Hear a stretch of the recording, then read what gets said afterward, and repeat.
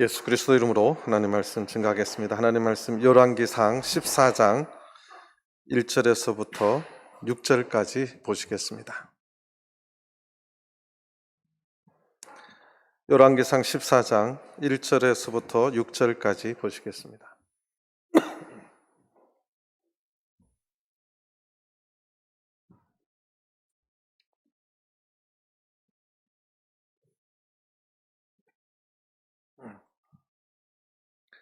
열왕기상 14장 1절.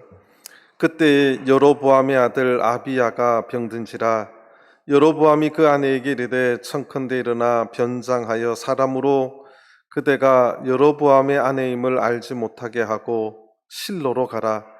거기 선지자 아히야가 있나니 저는 이전에 내가 이 백성의 왕이 될 것을 내게 고한 사람이니라. 그대의 손에 떡 열과 과자와 꿀 한 병을 가지고 그에게로 가라. 제가 그대에게 이 아이의 어떻게 될 것을 알게 하리라. 여로보암의 아내가 그대로 하여 일어나 실로로 가서 아히야의 집에 이르니 아히야는 나이로 인하여 눈이 어두워 보지 못하더라. 여호와께서 아히야에게 이르시되 여로보암의 아내가 그 아들의 병듦을 인하여 네게 물으러 오나니 너는 이리 대답하라. 저가 들어올 때에 다른 사람인 채 함이니라. 저가 문으로 들어올 때에 아히야가 그 발소리를 듣고 말하되 여로보암의 처여 들어오라. 네가 어찌하여 다른 사람인 채 하느뇨? 내가 명령을 받아 흉한 일로 내게 고하리니. 아멘. 할렐루야. 오늘 날씨가 좀 굳은데 안식일을 기억하시고 또 주의 전에 나오신 모든 성도님들 하나님께서 은혜 주시기를 바랍니다. 또 특별히 집에서 또 온라인으로 예배드리는 우리 모든 성도님들에게도 안식의 은혜와 축복이 함께 임하시게 되기를 바랍니다. 몇 가지 좀 말씀을 드리고 말씀 증거하도록 하겠습니다. 먼저 저 뒤에 보면 로비에 우리 김디모데 목사님 쓰신 거듭남의 비밀이라는 책이 있습니다. 필요하신 분들은 가져가서 참고해 주시면 감사하겠습니다. 또 지난 주 중에 우리 고 김경아 자매님의 남편 김만성님께서 무료로 교회 1층 화장실을 이렇게 수리해 주셨습니다. 그분께서 또 교회에 가깝게 이렇게 서로 교제가 되고 꼭 믿음 안으로 돌아올 수 있도록 이렇게 함께 또 기도해 주시고 이렇게 애써 주시면 감사하겠습니다. 5월 오늘 1일 가정의 달인데요. 이 코로나 때문에 어쩔 수 없이 어버이날 행사는 교회에서 취소하기로 그렇게 했습니다. 양해를 해주시면 감사하겠습니다. 그 다음에 어제 직무에서 결정된 사항인데요. 그동안 안식일 오후에 예배가 이제 온라인으로 신도회별로 이렇게 진행되는 신도회도 있었고 안 되는 신도회도 있었는데 5월 15일이면 다음 안식일부터 셋째 주 안식일이죠.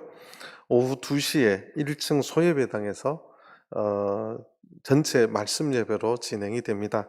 그래서 현장에 오셔서 1층에서 예배 드리셔도 되고 또 집에서 핸드폰으로 줌으로 하면 핸드폰으로 보셔야 됩니다. 집에서 이렇게 드릴 수도 있도록 그렇게 했습니다. 꼭 기억하시고 15일부터는 안식일 오후에도 예배가 진행됨을 기억해 주셨으면 좋겠습니다. 오늘은 특별히 바울회, 루디아회, 호산나회가 이렇게 오늘 현장에 직접 오셔서 예배 드리게 되어서 감사하게 생각을 합니다. 오늘 또 특별히 또 김충목 목사님의 가족들, 따님들과 손자들이 이렇게 멀리서 오셔서 함께 예배 드리게 되어서 진심으로 감사하게 생각합니다. 우리 열왕기상을 우리가 읽어 나갔는데요. 열왕기상 14장의 내용은 지금 이제 솔로몬이 죽고 나서 하나님께서 솔로몬의 그 죄악을 통해서 이미 선지자 아히야를 통해서 예언해 주신 대로 나라가 두 쪽으로 나뉘었습니다. 그래서 두 지파를 남쪽 유다 왕국이 이제 세워졌고 솔로몬의 아들 르호보암이 왕이 되었던, 그래서 그가 하나님 앞에 타락해서 하나님의 책망과 저주를 받은 것을 어제 말씀드렸고, 같은 14장 안에 북쪽의 열 지파가 이제 북이스라엘이라고 하는 나라가 되고 그 첫 번째 왕이 여로보암이었는데 그 여로보암도 동일하게 하나님 앞에 범죄를 하고 하나님의 저주를 받고 어렵게 되었던 스토리가 오늘 이제 14장에 적혀 있는데 그 마지막은 두 나라가 또 서로 전쟁이 끊임없이 서로 전쟁했다. 이것이 이제 어제 말씀드린 14장의 이제 결말의 스토리이기도 합니다. 그래서 오늘은 북이스라엘 이 여로보암의 가정에 있었던 하나님의 이야기를 가지고 서로 은혜를 나누고자 합니다. 자, 1절을 보시겠습니다. 14장 1절. 그때에 여로보암의 아들 아비야가 병든지라. 그때 여로보암의 아들 아비야가 병들었다. 이렇게 성경은 시작을 합니다.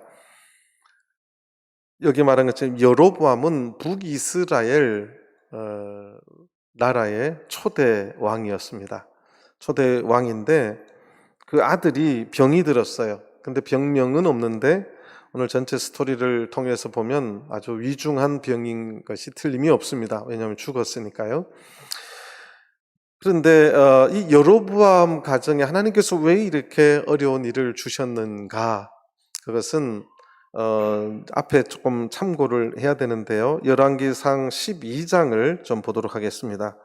열왕기상 12장 조금 빨리 좀 보겠습니다. 25절에서부터 이제 33절을 쭉 보셔야 되는데 여로보암이 에브라임 산지에 세겜을 건축하고 거기서 살며 또 거기서 나가서 분우엘을 건축하고 26절 그 마음에 이르기를 스스로 이르기를 나라가 이제 다윗의 집으로 돌아가리로다. 만일 이 백성이 예루살렘에 있는 여호와의 전에 제사를 드리고자 하여 올라가면 이 백성의 마음이 유다왕 된 그 주 르호보암에게로 돌아가서 나를 죽이고 유다왕 르호보암에게로 돌아가리로다 하고, 자, 첫 번째 이 여로보암의 생각부터가 이제 문제가 되었습니다. 하나님께서 분명히 어떻게 말씀하셨냐면 아히야를 통해서 12지파 중 10지파를 떼어서 너에게 나라를 주겠다. 네가 하나님 말씀을 잘 들으면 그 나라가 영원해질 것이고 하나님 말씀 안 들으면 하나님의 저주가 임할 것이라는 말을 이미 했어요. 그런데 이제 왕이 되고 나니까 이제 마음이 바뀌기 시작하는 겁니다. 그래서 이제 마음속에 아는 거예요. 정치하고 종교가 사실은 구분되어 있는데 백성들이 예루살렘에 가서 제사 드리는 거 당연한데 그 꼴이 보기 싫은 거예요. 그래서 많은 백성들이 예루살렘에 가서 제사를 드리면 나의 영광이 땅에 떨어질 텐데 이 백성들이 절대로 예루살렘에 가서 제사를 못 드리고 내가 영광을 취했으면 좋겠다 이 생각을 하기 시작한 거예요. 그래서 백성들이 예루살렘에 자꾸 드나들면 오히려 남쪽 유다 왕국의 왕 르호보암에게 마음이 빼앗기고 그 왕을 더 좋아하지 않겠느냐. 그래서 못 가게 해야 되겠다 이렇게 생각을 했습니다. 자, 이 생각이 하나님 보시기에는 하나님의 은혜를 저버린 거예요. 하나님께서 왕을 세운 것은 솔로몬의 그 죄악 때문에 네 나라를 이렇게 둘러 빼앗아 버리겠다. 그래서 두 나라를 만들어서 주겠다 하신 하나님의 이 여로보암에게 주신 하나님의 뜻을 그대로 감사하게 받았으면 좋을 때 자기는 또 그대로 또 악한 생각을 또 하기 시작했던 것입니다. 그래서 자신의 왕권의 강화에만 생각을 한 거예요.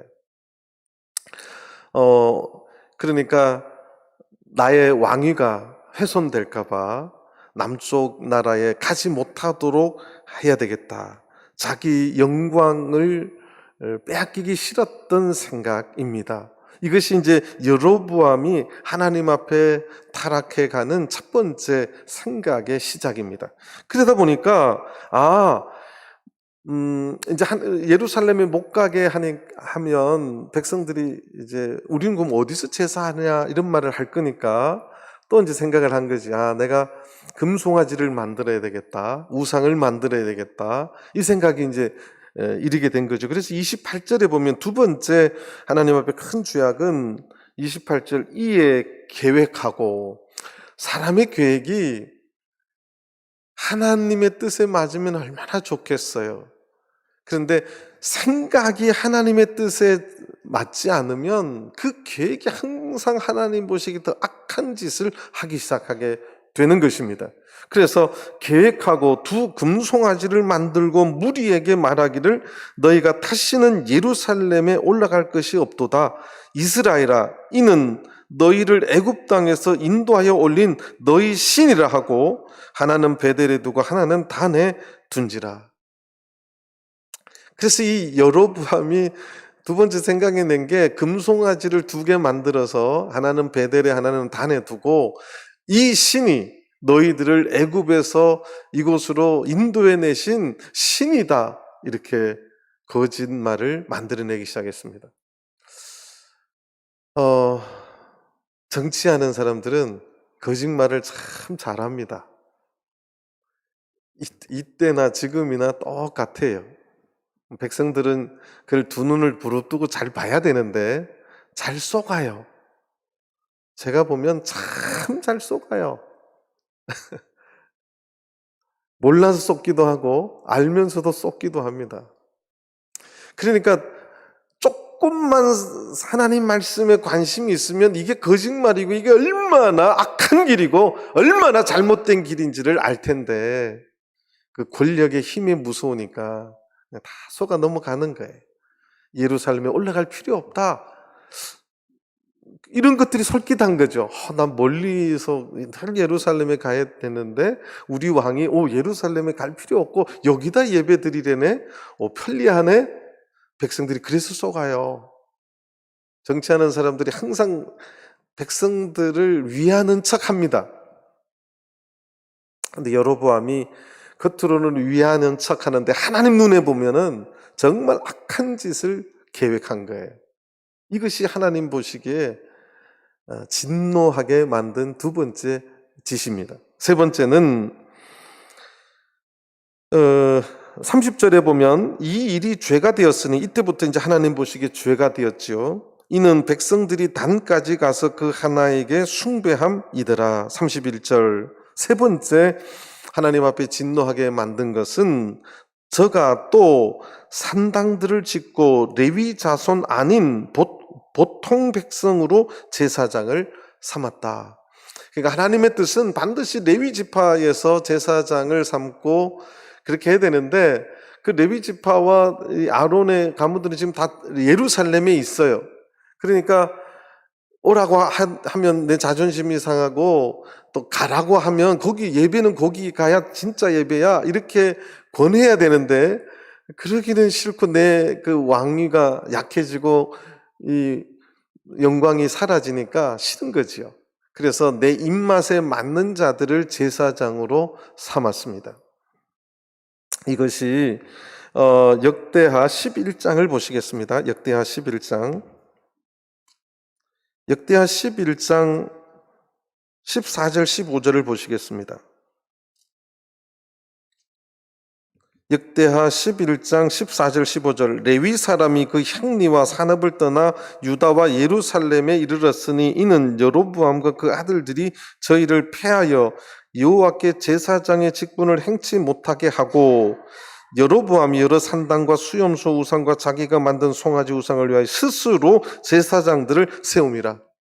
북이스라엘에도 레위 지파가 없었던 거 아니에요. 그런데 레위 지파의 눈에는 그 금송아지는 분명히 하나님이 아니에요. 그러니까 다 쫓아내버렸어요.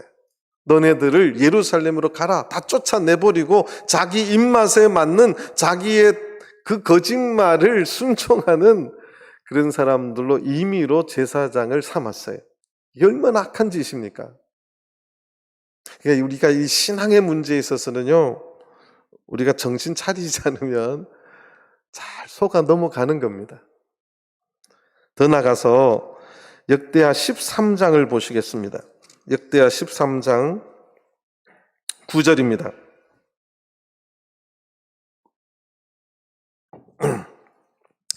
역대하 13장 9절 너희가 아론 자손 된 여호와의 제사장과 레위 사람을 쫓아내고 아까 예루살렘을 이제 쫓아냈죠. 이방 백성의 풍속을 쫓아 제사장을 삼지 아니하였느냐? 물론 누구든지 수송아지 하나와 수양 7을 끌고 와서 장립을 받고자 하는 자마다 허무한 신의 제사장이 될 수 있도다. 이게 북이스라엘의 제사장이 되는 길입니다. 뭐만 바치면 돼요? 누구든지 수송아지 하나와 수양 7을 끌고 와서 나 제사장 삼아 주시오 하면 이게 매직이라고 하는 거죠. 직분을 뭐 하는 거라고요? 돈 받고 파는 거죠. 어느 날 교회가 성직을 돈 받고 장립시키는 거하고 다를 것이 하나도 없습니다. 제가 이제 서울에 있을 때 직접 들은 거예요. 이제 이름을 말하면 이 방송을 타서 제가 또 혹시 어려움을 겪을 수도 있는데, 이 모 대통령이 처음 다녔던 S교회입니다. 실주로 있었던. 그 교회는 장로가 되려면 1억을 내야 된대요. 권사님이 되려면 7천만 원을 내야 된대요. 집사가 되려면 5천만 원을 내야 된대요. 그래서 교회가 어마어마합니다. 목사님은 4억짜리 차를 타고 다니고 32억짜리 아파트에서 살아요. 그러니까 매직하는 게 얼마나 좋습니까? 매년 200명씩 집사를 막 세워요. 5천만 원씩 2억이면 얼마예요? 이게 교회예요, 오늘날. 그러니까 북이스라엘의 지금 여로보암이 자기 말 안 듣는 제사장들을 다 쫓아버리고 자기 말 잘 듣는 사람으로 제사장을 삼는데 돈만 가져오면 누구나 장립시킬 수 있도록 만들어냈어요. 하나님 보시기에 얼마나 악한 짓입니까? 이게 이제 세 번째 악한 짓이에요. 그 다음에 다시 열왕기상 12장으로 돌아오겠습니다. 32절을 보시겠습니다. 32절 8월 곧 그 달 15일로 절기를 정하여 유다의 절기와 어떻게 하게 하고 비슷하게, 비스무리한데 끝이 달라요. 그걸 뭐라 그래요? 여러분들 이단이 다 다른 거 아니에요. 달을 이자 끝단자예요. 비슷한데 어디가 달라요? 끝이 다를 때 이걸 이단이라 하는 거예요. 비슷하니까 헷갈리는 거죠. 자, 8월 곧 그 달 15일로 절기를 정하여 하나님께서는 이미 레위기 23장에 절기를 몇 월 달에 며칠 날에 하라고 정확하게 다 말해 줬어요. 그런데 똑같이 하려니까 이게 자존심이 또 상하는 거예요. 그러니까 어떻게 해요? 비스무리, 요쪽 사투리 아리까리인가요? 이렇게 아리까리하게 요 날짜를 그렇게 해가지고 어디요 비슷한디 별 문제가 없는 것처럼 그렇게 비슷하게 하고 단에 올라가되 베델에서 그와 같이 행하여 그 만든 송아지에게 제사를 드렸으며 그 지은 산당의 제사장은 베델에서 세웠더라. 요 베델이라는 위치가 참 기가 막힌 위치인데요. 북쪽 사람들이 예루살렘에 가려면 요 베델을 꼭 지나가야 돼요. 요 베델이 예루살렘에서 한 9km, 그러니까 북쪽 사람들이 이렇게 가면 베델을 지나야 그 예루살렘에 가는 입구입니다. 거기에다가 우상을 딱 만들어 놓고 여기서 제사하고 예루살렘에 가라고 가지 말라고요? 가지 말라고. 그리고 돈으로 세운 제사장을 거기 딱 지키고 거기서 예배 보도록 그렇게 만들어 놨어요. 이게 여로보암의 죄악입니다. 그래서 33절 보면 저가 어떻게 해요? 이게 참 중요합니다. 신앙은요, 자기 마음대로 하는 거 아니에요. 신앙은 누구 뜻대로요? 하나님 뜻대로 하는 거예요. 야, 전주교회 성도님들 대답을 정확하게 맞추시네요. 신앙은 절대 자기 마음대로 하는 거 아니에요. 그거는 누구도 포함되냐면 목회자도 마찬가지예요. 성직자도 마찬가지예요. 어느 날 교회가 이렇게 많이 타락된 것은 오히려 성직자들이 자기 마음대로 했기 때문에 더 타락됐어요. 저가 자기 마음대로 정한 달 곧 8월 15일로 이스라엘 자손을 위하여 절기를 정하고 베델에 쌓은 단에 올라가서 분향하였더라. 이렇게 하나님 앞에 악한 짓을 하자 이제 드디어 하나님의 심판이 임하는데, 여로보암 왕이 이제 손이 말라요. 4절에 보면 이제 하나님께서 징조를 보여주셨는데, 13장 4절을 보시면 여로보암 왕이 하나님의 사람의 베델에 있는 단을 향하여 외쳐 말함을 들을 때에 단에서 손을 펴며 저를 잡아라 이런데 손이 딱 말랐어요. 그래가지고 이제 평생 이러고 다니는 거죠. 그게 성경에 적혀 있어요. 지금 선지자가 하나님의 사람, 이름은 없어요. 하나님의 사람이 이 베델에 올라가서 같이 제사를 여로보암이 그 옆에서 분향할 적에 하나님의 징조를 통해서 이거 잘못된 길이다 지적을 했어요. 그럼 어떻게 해야 되죠? 돌아와야 되죠. 그런데 그 말을 듣기가 싫은 거예요. 그래서 저놈 잡아라 이랬는데 이 손을 하나님께서 어떻게 하셨다고요? 여기서 마르게 했어요. 이 정도 되면 돌아와야 되죠? 안 돌아와요. 이게 사람이에요.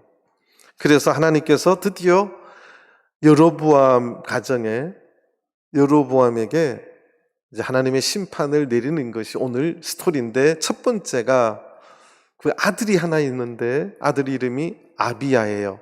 아비야가 뭐 한지라? 요까지가 이제 1절 설명하는데 이렇게 서론이 길어요. 그러니까 왜 병들었는지 성경은 말 안 하는데 읽어보면 알 수 있는 내용이에요. 그러니까 하나님께서 다시 열왕기상 14장 1절로 돌아오겠습니다.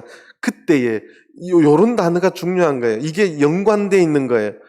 그 짓거리를 하고 있는 그때에 하나님께서 여로보암의 아들 아비야가 뭐하게 한지라? 병들게 한지라. 그래서 이 뜻을 알아야 되기에 제가 쭉 설명을 한 겁니다. 근데 아비야의 이름의 뜻이 뭔지 아세요? 아비야의 뜻, 여러분들 이제 좀 괜찮은 성경 그 옆에 설명해 놓을 수도 있어요. 하나님은 나의 아버지시다, 그 뜻이에요. 그렇게 우상 숭배를 하고 온갖 우상을 끌어들였던 여로보암이 자기 아들을 놓고 아들 이름을 지을 때 하나님, 여호와는 나의 하나님이시다, 그렇게 이름을 지었어요. 하나님은 나의 아버지시다. 하나님께서 나에게 이렇게 왕위를 주시고 하나님께서 나에게 이렇게 은혜를 내려주셨으니 하나님은 나의 아버지라고 자식 이름을 아비야라고 지었어요. 그러니까 아비야가 태어나서 자기 이름을 아버지 저를 아비야로 지어주시 이러지는 않았잖아요. 아버지인 여로보암이 지었어요. 자, 자기 자식을 아비야라고 지었을 때 이 아버지의 믿음이 이때까지만 해도 제가 생각할 때는 좋았을까요? 나빴을까요? 저도 그렇게 생각해요. 이때까지만 해도 혹시 왕이 되기 전에 아마 아비야라고 지었을 수도 있어요. 왕이 되기 전에 겸손했기 때문에. 하나님은 나의 아버지시다. 그런데 왕위에 올라가니까 사람이 어떻게 되는 거예요? 바뀌는 거예요. 변질되는 거예요.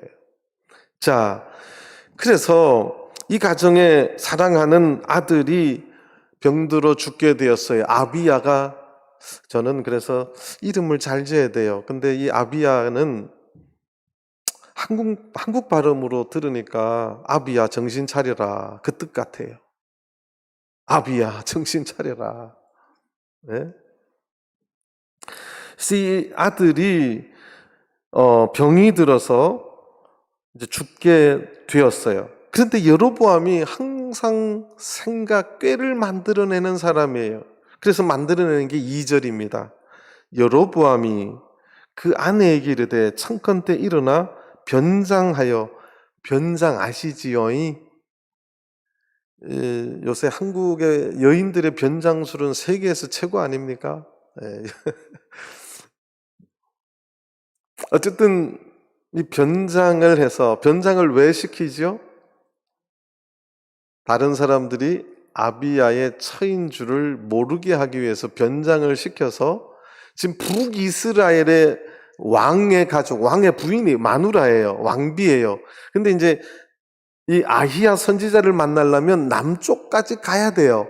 그러면 북한국 이스라엘에 그렇게 엉터리로 신앙생활하고 우상을 만든 금우상 송아지를 만들고 했던 그가 남쪽의 선지자를 찾아가면 사람들한테 조롱거리가 되잖아요. 그래서 못 알아보게 변장을 시킨 거예요. 그래서 변장을 하여 그대가 여로보암의 아내임을 알지 못하게 하고 실로로 가라. 그때 이 실로가 선지자, 하나님의 선지자 아히야가 있었던 곳입니다. 실로로 가라. 거기 선지자 아히야가 있나니 저는 이전에 내가 이 백성의 왕이 될 것을 내게 고한 사람이니라. 열왕기상 11장을 보시겠습니다. 열왕기상 11장 29절에서 31절까지만 보겠습니다. 29절. 그 즈음에 여로보암이 예루살렘에서 나갈 때에 실로 사람 선지자 아히야가 길에서 저를 만나니 아히야가 새 의복을 입었고 두 사람만 들에 있었더라. 아히야가 그 입은 새 옷을 잡아 12조각에 찢고 여로보암에게 이르되 너는 10조각을 취하라. 이스라엘 하나님 여호와의 말씀이 내가 이 나라를 솔로몬의 손에서 찢어 빼앗아 10지파를 네게 주고. 어쨌든 스토리가 이제 너에게 10지파를 찢어서 왕으로 나라를 주겠다. 이게 아히야 선지자의 말이었습니다. 자, 그래서 이제 3절을 보시겠습니다. 3절 보시면 그대의 손에 떡 10과 과자와 꿀 한 병을 가지고 그에게로 가라. 당시나 지금이나 뭐 선지자들의 삶이 이게 특별히 선지자들의 삶은 궁핍했습니다. 월급이 있는 것도 아니고 하나님이 말씀을 줄 때 그것을 이제 선포하는 자로서. 그래서 당시에 그 보편적인 관행이었습니다. 뇌물이 아니고 떡 10개와 과자 꿀 한 병을 가지고 이제 보냅니다. 저가 그대에게 이 아이의 어떻게 될 것을 알게 하리라. 지금 여로보암은 북쪽에 예루살렘에 가서 제사를 못 드리게 하기 위해서 우상을 만들어 놓고 백성들에게 가지 마라. 너희들을 애굽에서 구원해낸 하나님은 이 하나님이다. 그렇게 하고 제사장도 지 맘대로 하고 이렇게 했어요. 그럼 왕이 그 나라 안에서 문제가 생기면 누구한테 찾아가서 물어야 돼요? 지가 세운 제사장이 있잖요. 지가 만든 하나님이라고 하는 상태 있잖요. 거기 가서 물어야 돼요, 안 물어야 돼요? 그리고 왕인데 의사들을 불러다가 자기 새끼를 보여줬을까요? 안 보여줬을까요? 요 정도 지경이 갔다면 제가 추측을 해보는 거예요. 왕의 자녀가 지금 병들어 죽게 되었는데 아버지가 의사들에게 보였을까요? 안 보였을까요? 방법이 없는 거예요.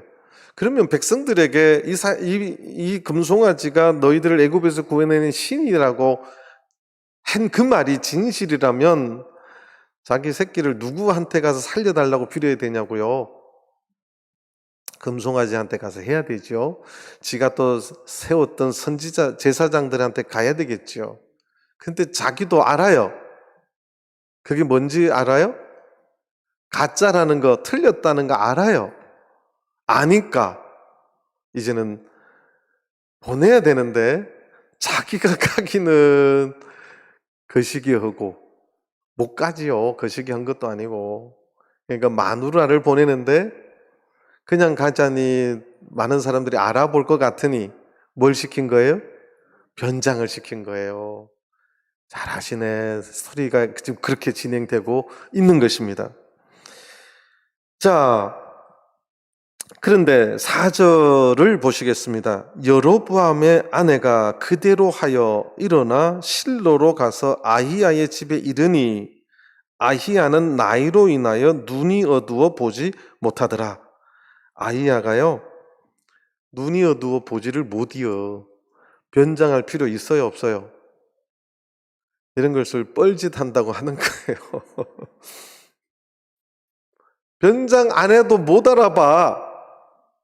앞을 못 보잖아요. 앞을 못 보니까 누가 온지를 어떻게 알겠어요. 그런데 하나님은 속일 수 있어요, 없어요? 하나님 속일 수 있어요, 없어요? 왜 대답을 못이요? 제가 그래서 하나님 앞에 나올 때, 교회 올 때 우리 변장 다 벗겨야 돼요. 제가 도시교회에 있을 때 젊은 부부가 있는데 교회 오면 겁나게 다정해요. 겁나게 다정해서 저는 정말 두 분이 행복하게 사는 줄 알았어요. 나중에 그 자매님이 찾아와서 울면서 신앙 상담을 하는데 각방 쓴 지 1년이 넘었대요. 너무 막 충격이 여러분들 이런 충격이 있죠. 막 뒤통수에 뭐가 이렇게 꽝 때리는 충격. 저는 너무 행복하게 사는 줄 알았어요. 그래서 어떻게 그러냐? 교회에서 다정스럽게 이제 차 타고 집에 딱 가는 순간 차에 내리면 마누라는 마누라한테 집에 들어가고 신랑은 신랑들에서 각방 휙 들어가서 그걸로 그냥 또 일주일간 말이 없대요. 그렇게 지낸 지가 1년이 됐대요. 그럼 교회 올 때는 지금 뭐 쓰고 온 거예요? 교회 올 때 그럼 뭘 쓰고 온 거예요? 가면을 쓰고 온 거예요. 여기 영어는 마스크라고 돼 있어요. 가면을 탁 쓰고 우리 지금 마스크 쓰고 계시네.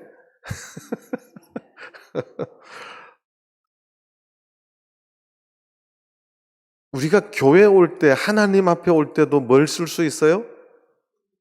마스크 쓸 수 있다니까요. 하나님을 속일 수는 있습니까? 없습니까? 하나님 속일 수 있어요? 없어요. 하나님의 종은 속일 수 있어요. 목회자는 속일 수 있어요. 그런데 하나님은 절대 속일 수가 없어요. 오늘 이 본문을 통해서 하나님께서 우리들에게 알려주시는 교훈이 그겁니다. 하나님은 속일 수가 없어요. 하나님의 종은 눈이 늙어서 눈이 못 보는 노안으로 누가 오는지도 모를 수 있어요. 근데 하나님은 속일 수가 없어요. 저는 우리 전주교회 모든 성도님들이 하나님의 전에 나올 때 하나님을 속이려고 가면을 쓰고 오지 마시길 바랍니다. 내 모습 이대로 주 받아옵소서. 내 모습 이대로 회개하고 내 모습 이대로 주님 앞에 통회하고, 그래서 우리가 마음부터 하나님 앞에 새롭게 변화될 때 그것이 오늘날 교회가 해야 될 일이라는 사실입니다. 하나님께서는 오히려 그런 분들을 더 사랑하시고 좋아한다는 사실입니다. 내 체면 때문에 내 자존심 때문에 이 쫀심들이 다 있죠. 없으세요? 자기들의 자존심 이런 것 때문에 가면을 쓰는 이유가 그거예요.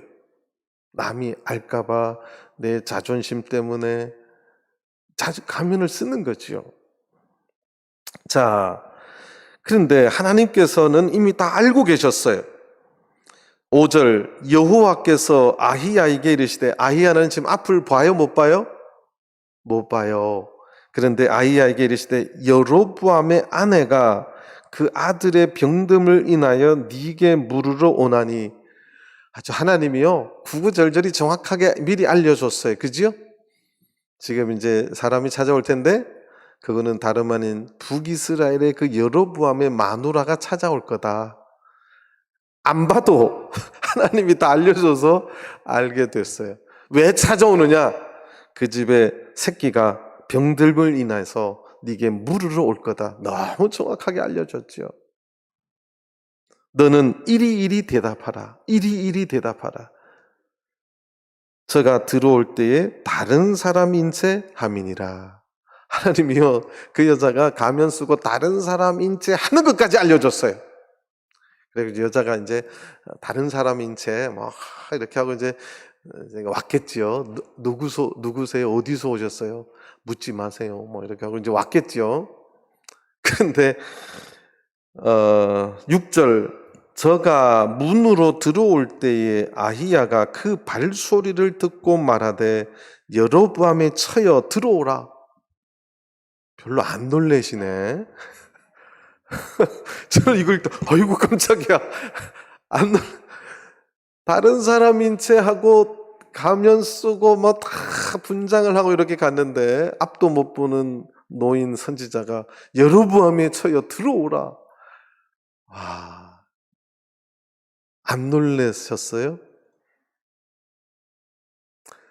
저는 깜짝 놀랐어요. 이 여인도 얼마나 놀랐을까. 근데 성경이요, 이 여인의 그 변화의 기록이 없어요. 어쨌든 들어오라 네가 어찌하여 다른 사람인 채 하느냐, 이게 오늘 제목이에요. 네가 어찌하여 다른 사람인 채 하느냐. 하나님 앞에 나오는데 하나님의 성도는 절대 다른 사람인 채 해서는 안 됩니다. 저는 속일 수 있어요. 저도 눈이 노안이 와가지고 지금 여기 저도 다초점 렌즈를 껴요. 책 읽으면 이렇게 밑으로 봐야 되고 저는 속일 수 있어요. 말씀에 비춰진 나에 대한 여러분들이 신앙 상태를 제일 잘 알 수 있죠. 하나님은 절대 속일 수가 없습니다. 하나님을 속이려고 생각하면 포기하셔야 돼요. 속일 수가 없습니다. 저는 우리 전주교회 모든 성도님들이 하나님 앞에 진실한 성도들 되시기를 간절히 바랍니다. 이 생각조차 악한 거예요. 근데 이 여로보암의 처가 남편 말만 듣고 그렇게 갔는데 이미 하나님의 선지자 아히야는 다 알고 있어요. 그래서 네가 어찌하여 다른 사람인 채 하느냐, 그것까지도 알고 있어요. 뻘짓 하지 마. 다 알고 있어. 그 뜻이죠. 하나님은 지금도 마찬가지예요. 우리가 교회 와서 막 고상한 척 이렇게 스나빗이라고 하는 그 단어가 요즘 전 세계 난리지요. 어떤 우리 한국 여자 배우가 브리튼 영국 사람들 스나빗이하다고 그래서 난리인데 고상한 척하고 뭐 귀족인 척하는 그 단어예요. 우리가 그럴 필요는 없어요. 하나님은 우리의 부족함과 우리의 여러 가지 문제점 다 알고 계십니다. 우리가 교회 와서조차도 내가 하나님 앞에 고상한 척하고 내가 귀족인 척하고 아무 소용이 없습니다. 이런 말을 하면서 저도 힘들어요. 우리 집 사람이 가끔가다 농담으로 여보 이제 당신 강대상에 있을 때가 제일 좋아요. 이런 말을 가끔가다 합니다. 그래서 내가 그러면 안식일 점심을 강대상에서 같이 먹읍시다. 내가 또 그러거든요. 하나님을 속일 수는 없다는 거예요. 자, 이제 그러면 그 아히야가 뭐라고 말씀하느냐? 7절 보겠습니다. 7절. 지금 이 여로보암의 처가 온 이유가 있어요. 뭘 물어보려고 왔어요? 자기 집 아비야 정신 차리라 하는 이 아비야의 병 때문에 이가 어떻게 될 건지가 궁금해서 물으러 왔는데 그 물음에 대한 답이 먼저 주는 게 아니라 다른 이야기를 쭉 합니다. 그러니까 하나님의 관심은 이 여로보암의 신앙에 관심이 있어요. 그래서 가서 여로보암에게 고하라. 이스라엘 하나님 여호와의 말씀이 내가 너를 백성 중에서 들어 내 백성 이스라엘의 주권자가 되게 하고 왕이 되게 하고 8절 나라를 다윗의 집에서 찢어내어 네게 주었거늘 너는 내 종 다윗이 나의 명령을 지켜 전심으로 나를 쫓으며 나보기에 정직한 일만 행하였음과 같지 아니하고 너의 이전 사람들보다도 악을 행하고 가서 너를 위하여 다른 신을 만들며 우상을 부어 만들어 나의 노를 격발하고 나를 네 등 뒤에 뭐하다? 버렸도다. 하나님은 다 알고 계셔버렸어요. 모를 줄 알았죠. 하나님은 모를 줄 알았죠. 그런데 이미 하나님은 다 알고 계시고 있어요. 이미 앞을 보지 못하는 아히야 선지자를 통해서 정확하게 그 나라의 문제점을 지적하고 있습니다. 그때 어제 우리가 역대하 봤잖아요. 이 나라가 부강해졌어요. 겉으로는. 북이스라엘이 부강해졌다니까요. 솔로몬의 그 노동 착취 막 그 노역이 아니라 이제 나라를 위해서 부국 강병으로 갔어요. 그런데 하나님의 눈에는 그 나라가 더 부강해지고 튼튼해진 게 문제가 아니에요. 신앙적으로 타락한 거, 신앙적으로 지금 잘못 가고 있는 거, 그걸 지금 선지자 입을 통해서 정확하게 지적하고 있습니다.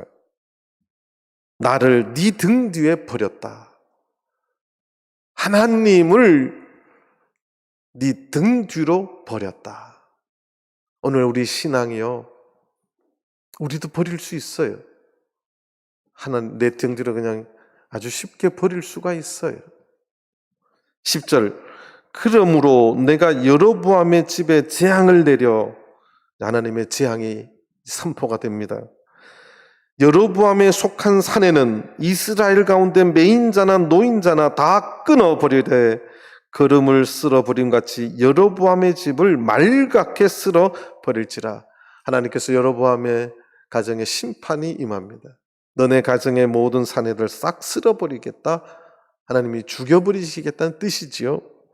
11절, 여로보암에게 속한 자가 성에서 죽은 즉 개가 먹고 들에서 죽은 즉 공중의 새가 먹으리니 이는 여호와가 말하였음이니라 하셨나니. 자, 열왕기상 15장을 보시겠습니다. 열왕기상 15장 29절입니다. 왕이 될 때에 여로보암의 온 집을 쳐서 생명이 있는 자를 하나도 남기지 아니하고 다 멸하였는데 여호와께서 그 종 실로 사람 아히야로 하신 말씀과 같이 되었으니. 한 명도 쓸어버리겠다고 하는 말씀이 얼마 가지 않아서 성취가 됩니까, 안 됩니까? 그대로 되었어요. 하나님의 이런 진노가 임하기 전에 이미 선지자가 한번 경고했어요. 돌아오라고. 경고 안 하자 손도 마르고 이 집안에 이제 하나님께서 완전히 쓸어버리시겠다. 그대로 됩니다. 그런데 그대로 되기 전에 좀 정신을 차리면 얼마나 좋으련만 정신을 차리지 못합니다. 그리고 나서 12절을 보시겠습니다. 너는 일어나 내 집으로 가라. 이 너는 누구를 말해요? 여로보암의 마누라 처. 너는 일어나 네 집으로 가라. 네 발이 성에 들어갈 때에 그 아이가 뭐 할지라? 죽을지라. 드디어 이제 이 아이가 어떻게 될 것에 대한 이야기를 제일 마지막에 하는데, 네가 이제 돌아가는데 네가 딱 돌아가는 순간, 그 성에 돌아가는 순간 네 새끼는 죽을 거요. 그러면 성경에 이 정도 하나님의 심판이 나타나면 이 여인은 그 아이의 뭐예요? 그 아기의 뭐예요? 엄마랑께요. 엄마. 엄마는 어떻게 해야지 정상이에요?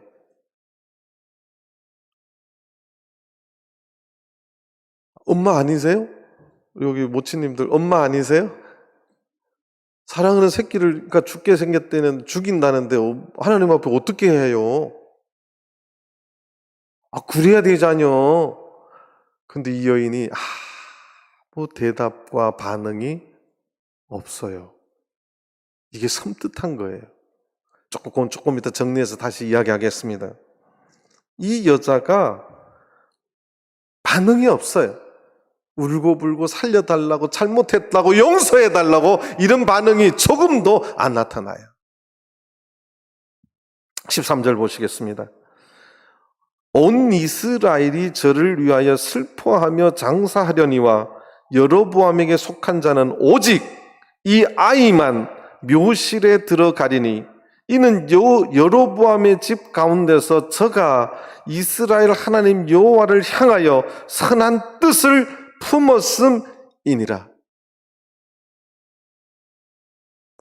하나님께서 아히야 선지자를 통해서 그 집안의 평가를 하는데, 야, 너네 나라 전체를 보거나 너네 그 여로보암 속한 자를 다 쳐다봐도 하나님 눈에 오직 한 사람, 누구? 아히야만 하나님을 잘 섬긴 사람이다. 그렇게 말합니다. 그러면 이제 청년들이 질문 들어와요. 목사님, 그런데 왜 죽어요? 이게 이제 항상 성경의 반전입니다. 왜 죽어야 돼요? 성경에 이제 이런 것들을 제가 따로 모아서 기회가 되면 또 설교를 좀 드릴 생각이 있는데요. 그러니까 하나님 눈에 아히야 선지자를 통해서 그 여로보암에 속한 모든 사람, 그 쉽게 말하면 그 북이스라엘의 오직 이 아이만 하나님 눈에 볼 때 참된 신앙이었음을 아히야 선지자가 말하고 있어요. 그런데 오직 이 아이만 묘실에 들어갈 것이다. 묘실에 들어간다. 이 말이요, 흠한 일을 보지 않고 평안히 죽음을 맞이하게 될 것이라는 뜻이에요. 그런데 사실 성경에 보면 하나님의 그 주시는 복 중에 하나가 묘실에 들어가리니, 그 말이 이게 하나님이 주신 축복이에요. 이 말이 신앙의 결론으로 이어지면 하늘나라에 가리니 그 뜻하고 연결되는 단어입니다. 구약적인 단어예요. 그러니까 여로보암 집에 하나님께서 완전히 진멸하시겠다 하셨는데, 이 말에 담긴 의미는 곧 있으면 여로보암 집이 싹 칼로 들에서 죽고 안에서 죽고 다 짐승의 밥이 되고 새에 되더라도 이 아비야는 내가 하늘나라로 그 꼴 보지 않고 내가 데려가겠다, 그 뜻이에요. 우리 인간은 여전히 살아있어야 복인 줄을 생각하는 것이 어떻게 보면 한계예요. 오래 살아야 축복이죠. 그런데 성경은 종종, 그러면 예수님은 가장 저주받은 사람이에요. 몇 살에 죽으셨어요? 33살에 죽으셨어요. 지금 세상 눈으로 보면 요절이에요. 장수 평안에서 하늘나라 간 거예요? 요절이죠. 33살에 죽었어요.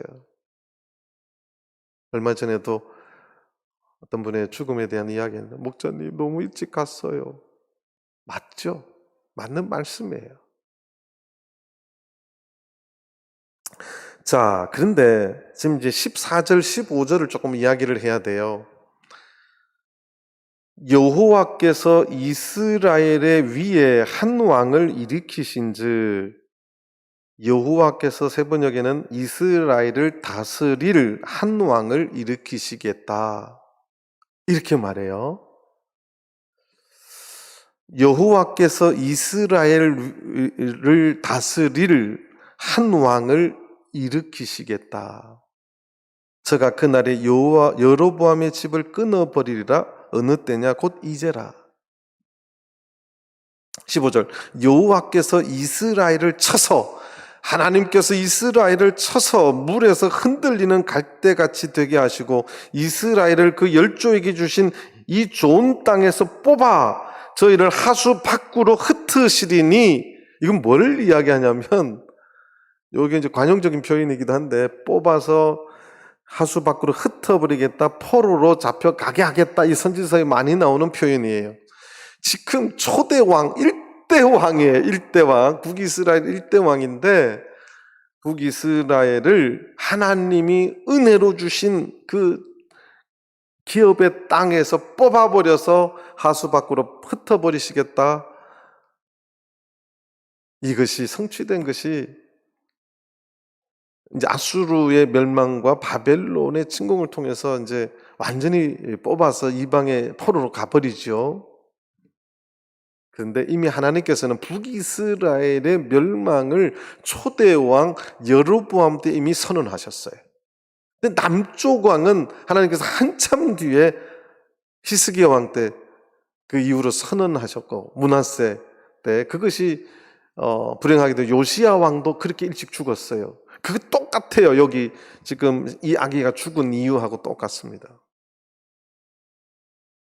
그걸 다 이제 역사를 다 짚어서 이야기하려면 시간이 많이 걸리니까요. 지금 제가 말하려고 하는 건 14절입니다. 이스라엘을 다스릴 한 왕을 일으키시겠다. 문자적으로는 어느 왕인들 하나님이 통치 안 하시겠어요? 그런데 이런 것들이 그 요한복음 5장을 잠깐 보시겠습니다. 요한복음 5장 39절입니다.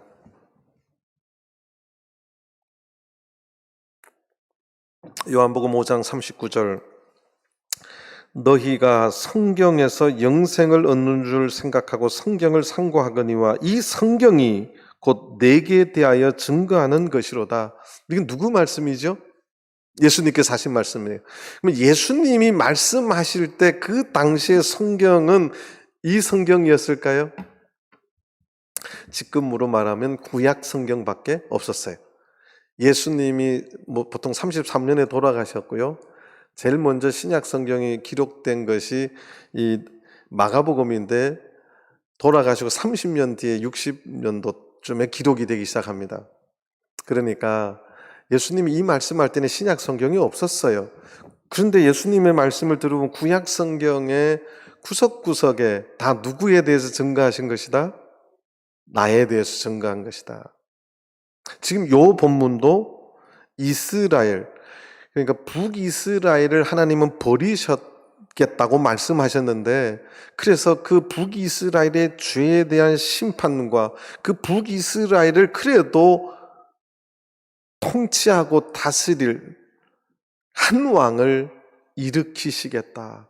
여기 좀 뉘앙스가 맞지 않는 수도 있어요. 심판이면 질멸이죠. 그런데 하나님께서는 그들을 회복시키셔서 다시 고토로 원래의 자리로 뭐하게 하신다고요? 회복시키시겠다. 이게 이스라엘을 다스릴 한 왕의 임무예요. 심판과 회복이에요. 그래서 이것은 예수 그리스도를 예표하는 구석구석에 숨어있는 이스라엘을 위해 한 왕을 일으키시겠다. 그래, 하나님께서는 지금 선지자 아이야를 통해서 북이스라엘의 멸망과 북이스라엘의 버림을 초대왕 여로보암에게 말할 때부터 마지막에 그러한 것을 다 심판과 회복과 구원을 이루어갈 이스라엘을 다스릴 한 왕을 일으키시겠다고 선지자 아히야를 통해서 지금 선포해 주시는 말씀이에요. 이것이 예수 그리스도를 예표하는 그러한 귀한 말씀이라는 것입니다. 그 멸망의 원인은 저희가 아세라 목상을 만들어 여호와를 진노케 하였습니다. 자, 다시 열왕기상 14장 16절로 돌아오겠습니다. 여호와께서 여로보암의 죄로 인하여 이스라엘을 뭐하되? 이스라엘을 뭐예요? 초대 북이스라엘의 일대 왕이 여로보암인데 왕이 되자마자 하나님께서 그 나라를 뭐 하시겠다고요? 버리시겠다. 그런데도 그 나라를 통치할 한 왕을 내가 일으키시겠다. 버리시리니 이는 저도 범죄하고 이스라엘로 범죄케 하였음이니라 하니라. 17절 여로보암의 처가 일어나 디르사로 돌아가서 집문 지방에 이를 때에 아이가 뭐한지라? 죽은지라. 하나님께서 아이야 선지를 통해서 너 일어나서 가는데 그 성에 들어가는 순간 아기 죽을 거야. 그 말을 들으면 여러분들 같으면 그 집에 들어갈 용기가 있어요, 없어요? 아이, 성경을 잘 읽어봐요. 나 같으면 떨려서 못 들어갈 것 같아. 참말로 자식 새끼 안 키우세요?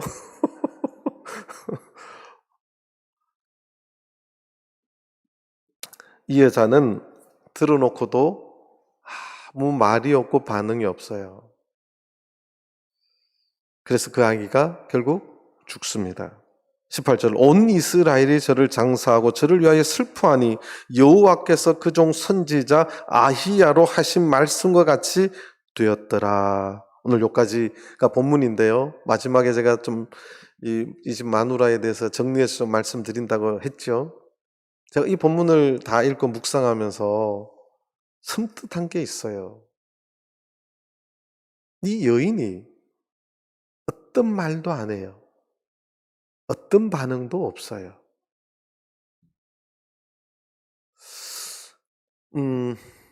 이 애기 엄마 맞아? 이 생각이 처음에 들어요, 제가. 여러분들 그 생각 안 들어요? 아니, 성경을 좀, 감정을 좀 넣어서 읽어봐요.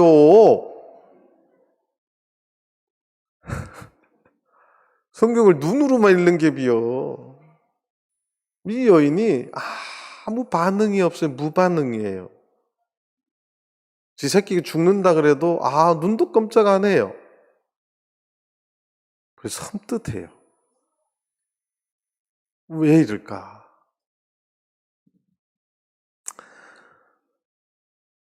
저는 이 스토리가 전개된 이유는 그 아이가 병들어서 죽게 되어서 선지자 아이에게 찾아간 거예요. 비록 변장은 했지만.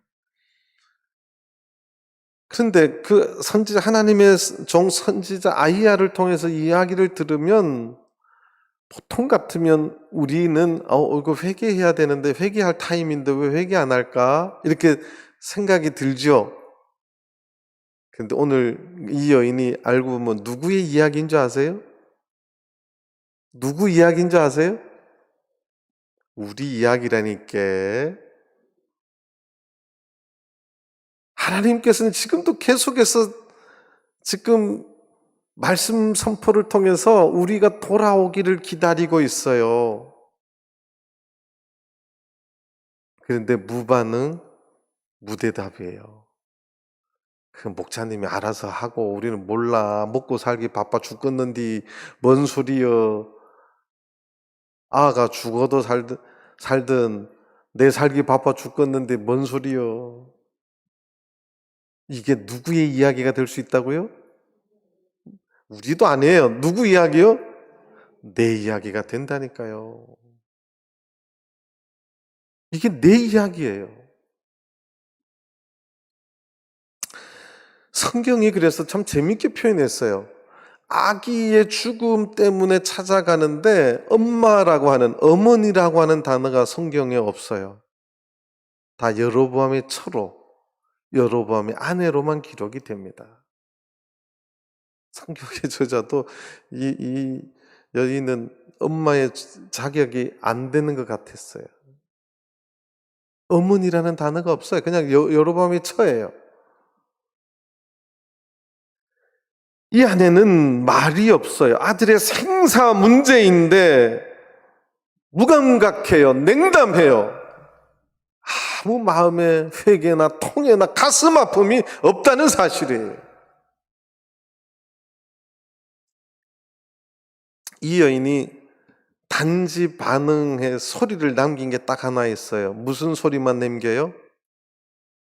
무슨 소리만 남겨요? 에헤이, 참말로. 발소리는 남겼잖여, 발소리. 6절. 이 여인이 유일하게 남긴 소리는 발소리요. 오늘날 교회도요, 발소리만 남기고 가시는 분이 많을까요? 적을까요? 우리 교회는 엘리베이터 소리는 남겼어. 띵 소리.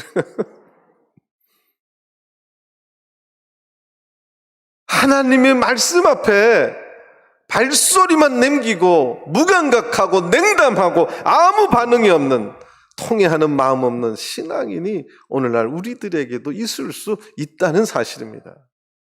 왜 이렇게 냉담할까? 하나님의 그 말씀 앞에 왜 이렇게 우리는 통회하지 못하고 회개하지 못하고 아무 반응이 없어요. 무반응, 무응답.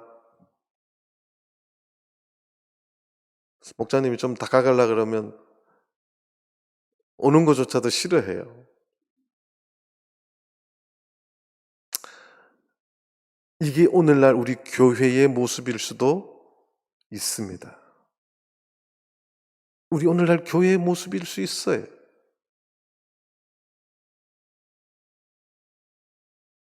돌아오라는 하나님의 뜻, 돌아오라는 하나님의 뜻, 아무 반응이 없어요. 침묵으로 도피합니다. 침묵으로 도피하는 것은 믿음이에요? 믿음이 아니에요? 믿음이 아니에요. 저는 오늘날 21세기의 우리 신앙의 모습, 어르신 목자님들이 초기 때 이야기를 참 많이 하시지요.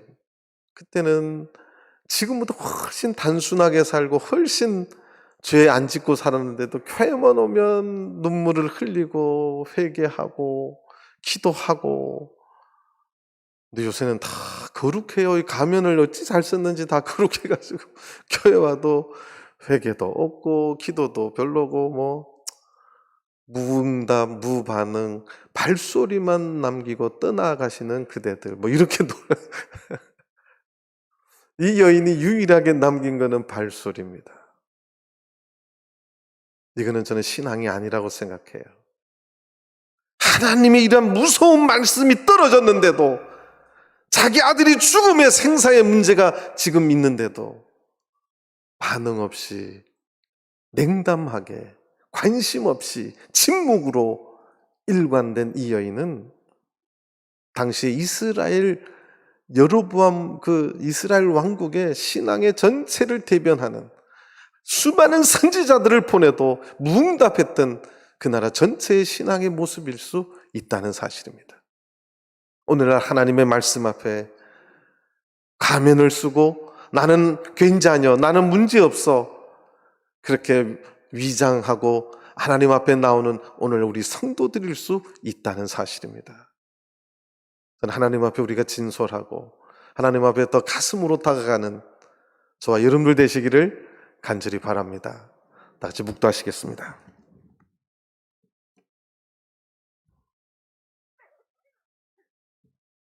할렐루야. 아멘.